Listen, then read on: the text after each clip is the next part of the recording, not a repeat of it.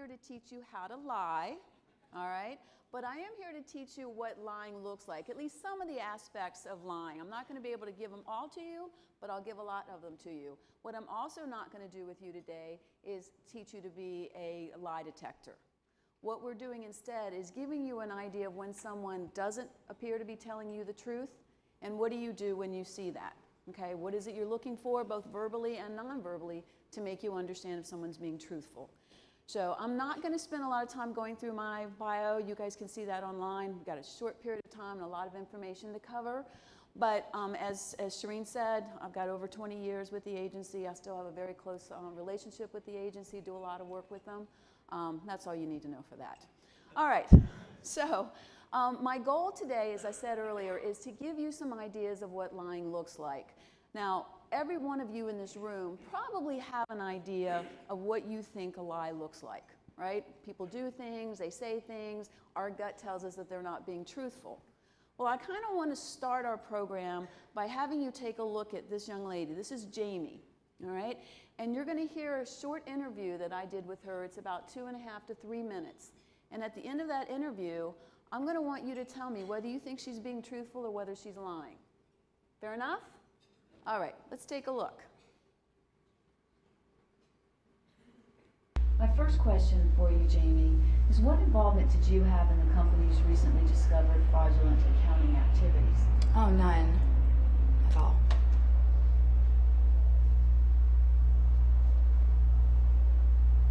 Did you ever direct Mr. Glenn to backdate any contracts? No, of course not.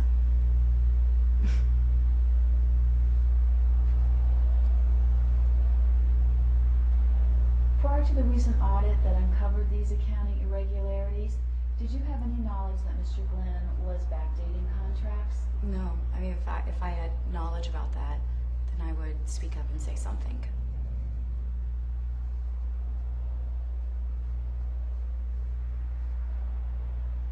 Is there any reason that a forensic computer review would uncover any communication with Mr. Glenn regarding this matter? No, of course, I don't have any communication with him regarding this at all.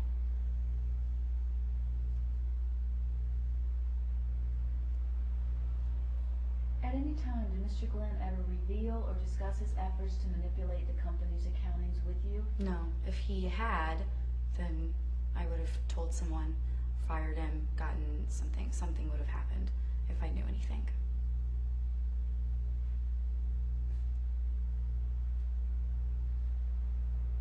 Jamie, why should we believe that you're not involved in this matter? I've always had a very good reputation with the company. I have no enemies in the company, no one, you know, I've always done my best, and I believe that I have a very good reputation with that. And people trust me, and I would never do something like that, especially for something that I've worked so hard at.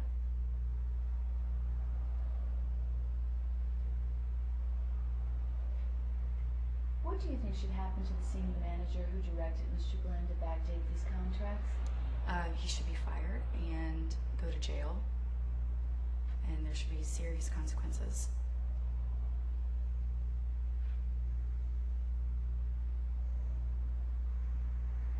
Would you be willing to certify in writing that you had nothing to do with these accounting irregularities?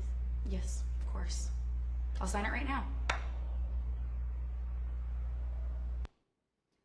Okay, so a little background, in case you didn't pick it up in the video. We were called in to do an investigation in a company where there had been some fraudulent activity. In fact, this Mr. Glenn had been backdating contracts.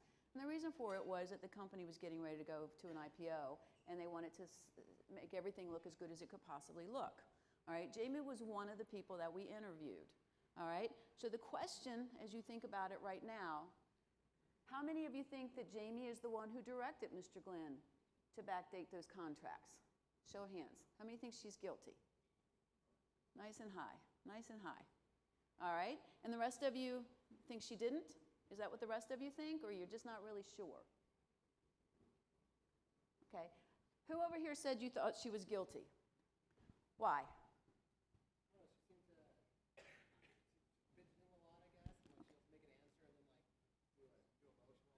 Okay.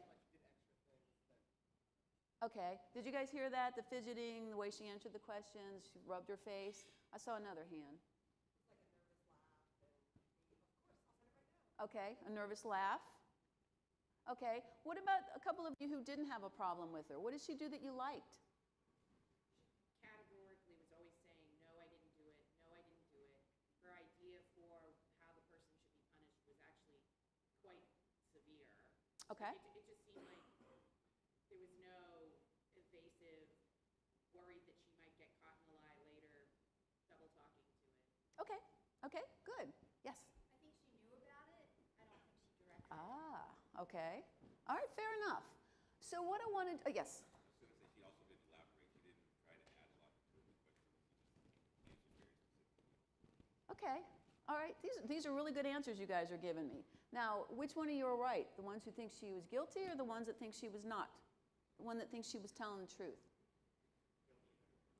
Neither. Okay. All right, good.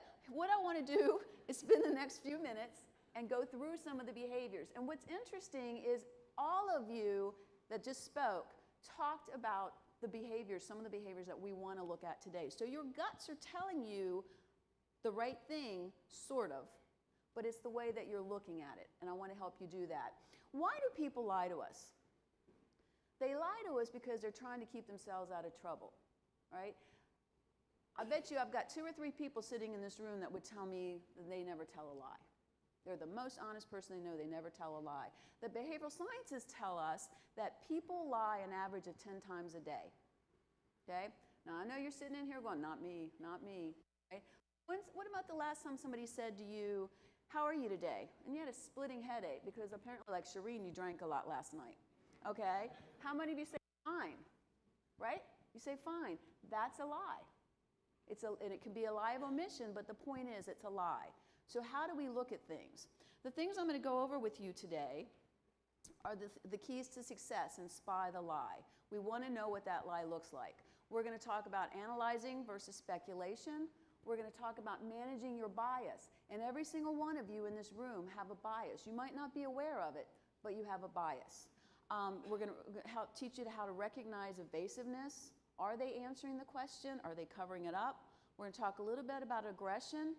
I want to make sure that if you learn nothing else today, that you understand the difference between conveying information and convincing us of something, because that one right there is the one that really gets us every time. And then finally, we're going to talk a little bit about nonverbal cues. Fair enough? So what I want you to do for just a second is I want you to turn to somebody in the room, somebody you might know or might not know, and I want you to be really rude and point at them. Okay? I know it's rude. And I want them to know, oh, come on. Shh, shh. We don't have a lot of time. All right. I want them to know that you're pointing at them. All right? With your other hand held really high, I want you to tell me 0 to 5 or more how many times you think that person has lied in the last 24 hours.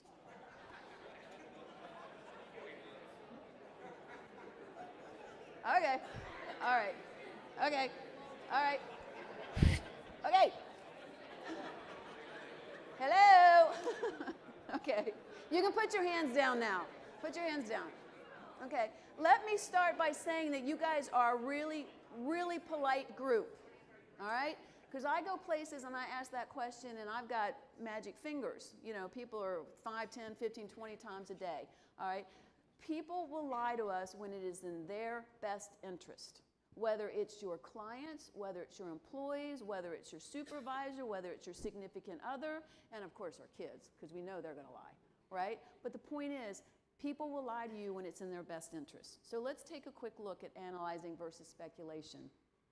One of the problems that we have, and somebody talked about fidgeting, which is fair, right? In any sort of conversation, in any sort of interview, people are going to move. We have to count on that. So I don't want to ding somebody or say that person's being deceptive simply because they're moving. All right? That's what we call a global behavior, a global evaluation. Let's see. This gentleman right here, what's your name? Ryan. Oh, Ryan moved. Go back to what you were doing a moment ago, Ryan. You were sitting like this, right? If we take what we've been told that this means closed posture, means that somebody's not listening to me or not interested in what I'm saying or doesn't believe in what I'm saying, a lot of people would call that a deceptive behavior. But he may be sitting that way because it's comfortable. He may sit that way because he's cold. Just may be his habit. That's how he sits. I don't want to ding him for that. So I'm going to ignore global behaviors. That's the most important thing. What I'm going to do instead is I'm going to pay attention to when that person fidgets and when that person gives me a verbal deceptive behavior. All right? So in other words, I want the behaviors that I see and hear to be in direct correlation with the question or the stimulus I toss out. In this particular video, the stimulus was, and you didn't hear it on the tape, but it was, I'm here to talk to you about direction of Mr. Glenn and backdating contracts. Okay, that's the stimulus. It can also be a question. I want my behaviors to happen when I throw out that question. Anything that anybody does outside of response to my question is unimportant to me. It's a global behavior. I don't want to pay attention to it. What I'm going to rely on instead is what we call timing and clusters. That's the key to our detection of behaviors, okay, or detection of deception behaviors. So when I ask a question or toss out a stimulus, what I want to see in that first 5 seconds is one of the deceptive behaviors, all right? It's got to start in that first 5 seconds. Now, why do you think I say that first 5 seconds? Why can't it start 10 seconds or 15 seconds out? Why is it 5? Pardon me? They can correct themselves, but the real reason is we think really fast. So the average person talks 130 to 150 words a minute, all right? We think way faster than that. In fact, the behavioral scientists tell us we really can't gauge how fast we think because we don't think in sentences, we think in concepts. So if I say to somebody, if I ask a question and I don't see behaviors until maybe 10 or 15 seconds out, I no longer can be sure that that behavior I see and hear is correlated to my question. Does that make sense? Because their mind's gone off to something else. Maybe what's my next question going to be? That sort of thing. I want to know those behaviors are resultant in my question. It's really important. And then the other thing that sets us apart from some of the other folks who talk about behaviors is we want clusters. We want 2 or more of the deceptive behaviors that I'm going to show you, or some of there's a lot more, but some of the ones I show you, I want 2 or more of those behaviors in order for it to be deception. And the reason for that is a whole bunch of us in this room have habits, we have pet phrases we use and that sort of thing. I don't want to ding somebody or say they're not being truthful with me because of a pet phrase. Make sense? So we're looking at timing and clusters. First behavior has to start within the first 5 seconds. Once I see that behavior, any of the other behaviors I'm going to count as part of my cluster. All right? So if we think about what I just said, it's got to be 2 or more behaviors, and it's got to be, the first one's got to start within the first 5 seconds. So there's our 5 seconds. Everybody in the room is very bright. They know what 5 seconds looks like. Okay? But if I said first behavior has to start within the first 5 seconds, and any other behaviors after that can go on and on and on. Listen, I'll tell you what, I've sat through management meetings with some corporations. It's amazing how long a CEO can tell a lie. I mean, it could go for minutes and minutes and minutes, all right? But the point is, I want that first one to start within the first 5 seconds. So if we look at this chart here, and if I say it's got to be a cluster, and I need my first behavior within the first 5 seconds, do I have a deceptive answer here? Okay, all those V's and the N's and the V's, those are nonverbal and verbal behaviors. Do I have a cluster? I do, right? Trick question for you. How many behaviors are in that span that you see?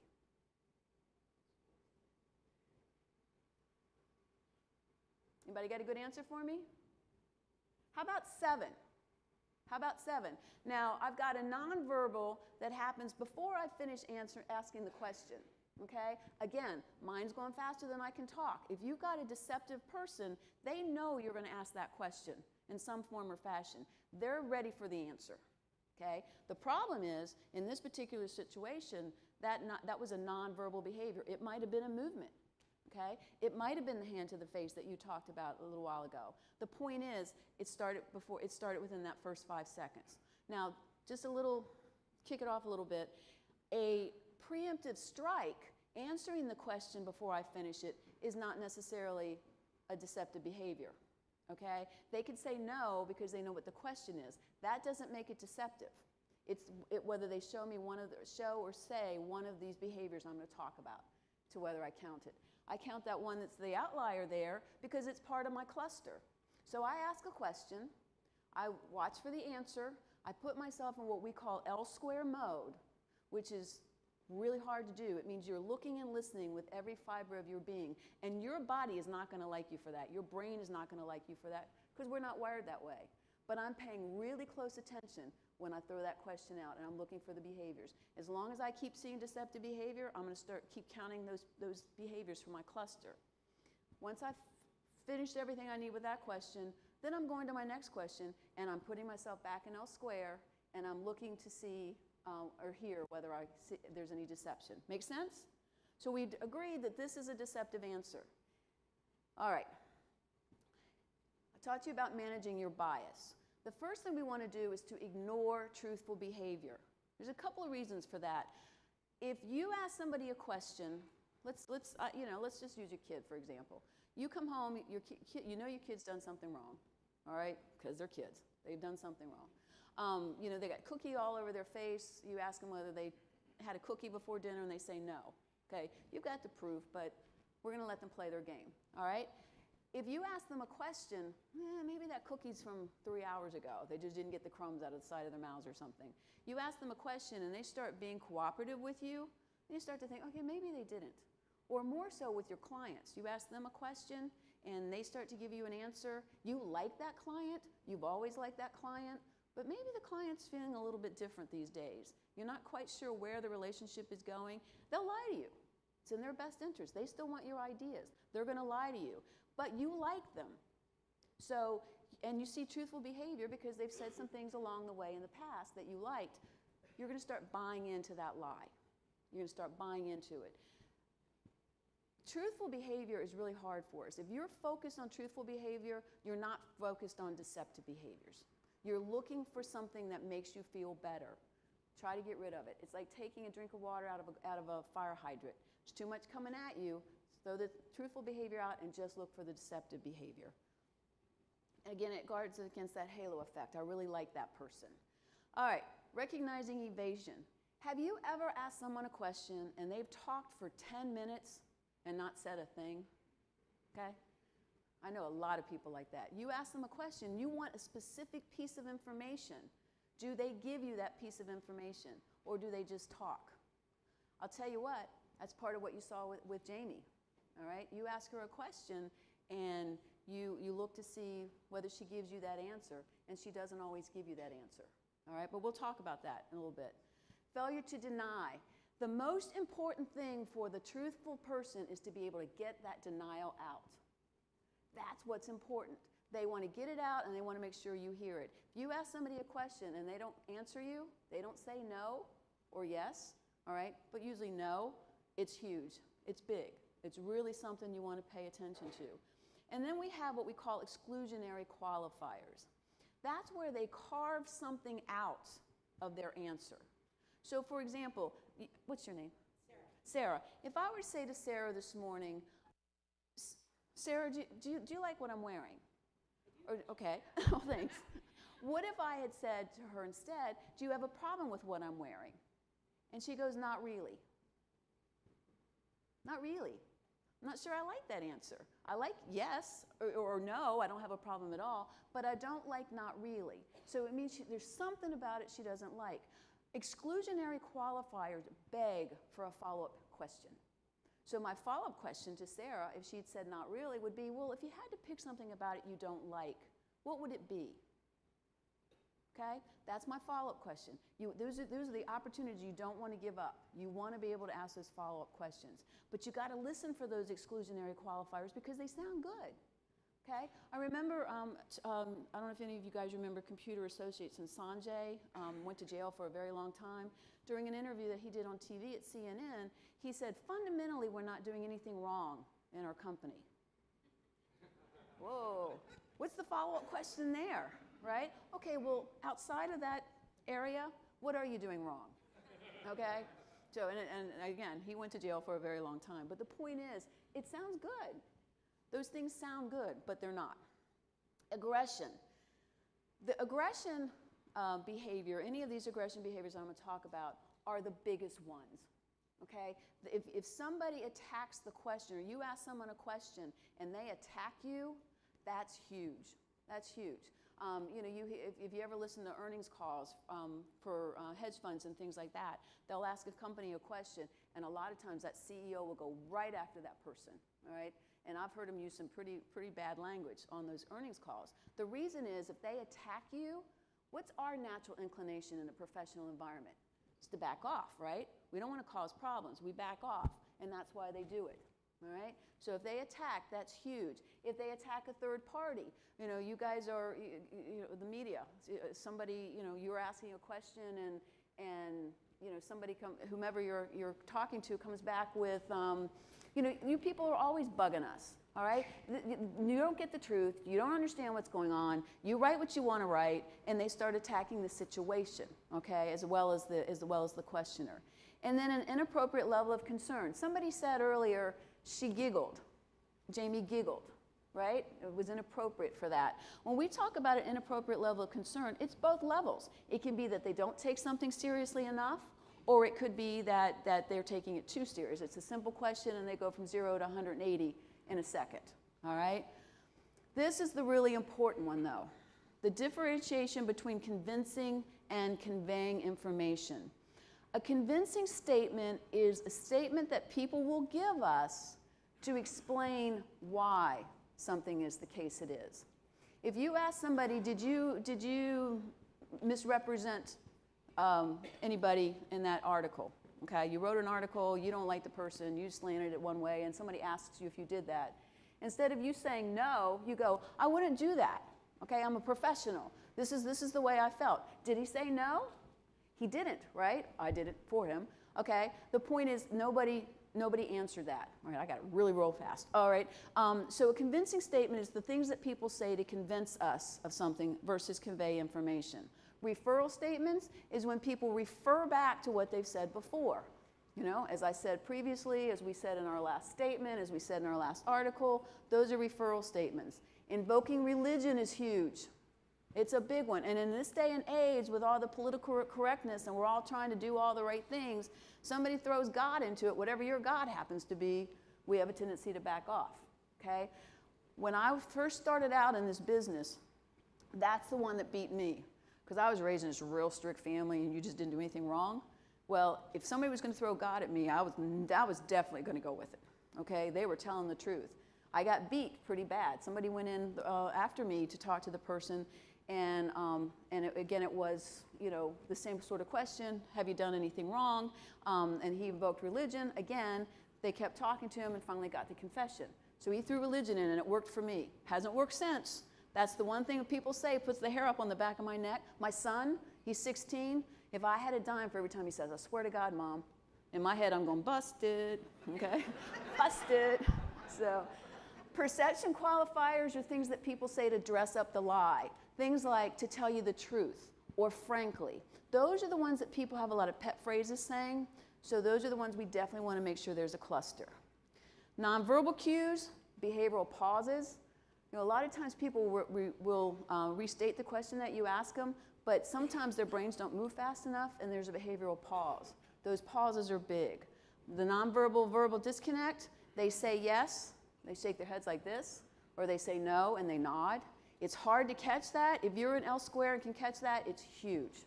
It's really big for you.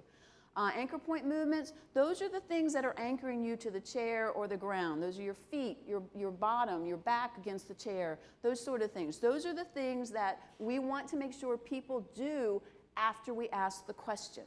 Okay? I don't care if they do it for the whole half an hour. I only care that they do it once I've asked a question.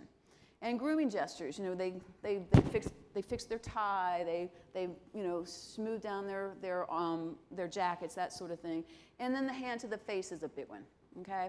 The reason for that is physiologically based. What it means is that when somebody gets in what we call the flight or fight syndrome, the blood vessels at the ends of their extremities shrink, causes itching. So it makes us go to our nose, our ears, you know, our fingers sometimes. So that's the purpose for it. You want another shot at this woman? You want to look at it a little bit different? We're going to run a little late. Is that okay? Okay, I'm going really fast. So. My first question for you, Jamie, is what involvement did you have in the company's recently discovered fraudulent accounting activities? Oh, none at all. Now watch your feet. Watch her go to her nose. Did you ever direct Mr. Glenn to backdate any contracts? No, of course not. Inappropriate. Feet are moving again. There's an anchor point I'm talking about. So another deceptive answer. Prior to the recent audit that uncovered these accounting irregularities, did you have any knowledge that Mr. Glenn was backdating contracts? No, I mean, if I had knowledge about that, then I would speak up and say something. Convincing statements. If she had just said no, she'd have been fine, but she gave us convincing statements. Is there any reason that a forensic computer review would uncover any communication with Mr. Glenn regarding this matter? No, of course, I don't have any communication with him regarding this at all. One more and then I'm going to stop it. At any time, did Mr. Glenn ever reveal or discuss his efforts to manipulate the company's accountings with you? No, if he had, then I would have told someone, fired him, gotten something would have happened if I knew anything. Okay, I'm going to stop it there just because of time. But you see, you're starting to see the convincing statements. All she has to do is say yes or no. All the other people that I interviewed, I got a yes or a no. With her, I got convincing statements. We like sometimes when people give us a lot of information, but it's not the right thing, okay? Again, it's to convince. Sometimes people will do it only one. They'll do one convincing statement. That's fine, because that's not what? A cluster, right? It's just one behavior. So that was really fast. These are the keys that we talked about earlier today. Oops, keep going, Jamie. Oops. Okay, well, anyway. If you want the whole training session, we do have a couple books out. We have one called Spy the Lie, which gives all of our behaviors, all of them. It gives a bunch of scenarios where we've actually applied it to places. And then the second book is Get the Truth. That's once you've spotted the lie, how do you get them to tell you the truth? Okay? I'm not selling the book. I'm just telling you it's out there if you want it. Okay? Shireen, save me. Okay. Thank you. That was great. I think we can squeeze in one question. We have one from the audience. I think there's one up here. Wait, there's a mic coming. Oh, Trisha. Oh. Trisha. Over there. Sorry, we communicate a lot in email now and on the phone. We don't have as much face-to-face communication as we used to have. And so how can we leverage what you've just sort of talked us through in those situations? It's a great question. And the first thing is, yes, you lose most of your nonverbals because you can't see what's going on. However, you can hear the chair squeaking. You can sometimes hear them moving stuff on the desk, so you can get that sort of stuff, but you have to really, really, really be focused. So what you're really going to pay more attention to are the verbals, what they say as far as you know, in an answer to your question. What you have to be careful of in phone conversations, though, is what we call mental drift. You're starting to think about what your next question is going to be, how are you going to get them to tell you what you want them to tell you, and you stop being in that L-square mode for that time. Okay? Got to stay in that L-square mode. All right, quick. How do you, like, in that, Jamie would be understanding, let's say she was innocent, she would be, I would think it would be understandably nervous being accused of that. How do you differentiate between nervous behaviors of an innocent person versus someone Another who's excellent guilty? question. Because nervousness, it's through the entire thing. So you're looking at global evaluation when you look at nervousness. Look, I interviewed 42 people for that investigation, and every one of those 42 people were nervous. Where it comes down to is, when do I see that? So I'm looking for those behaviors in that timing and cluster aspect that we're talking about. Nervousness, I can weed out the nervousness just based on looking for deception. Okay? Awesome. Susan, thank you so much. Thank you guys. This was awesome. Thanks. Thank you.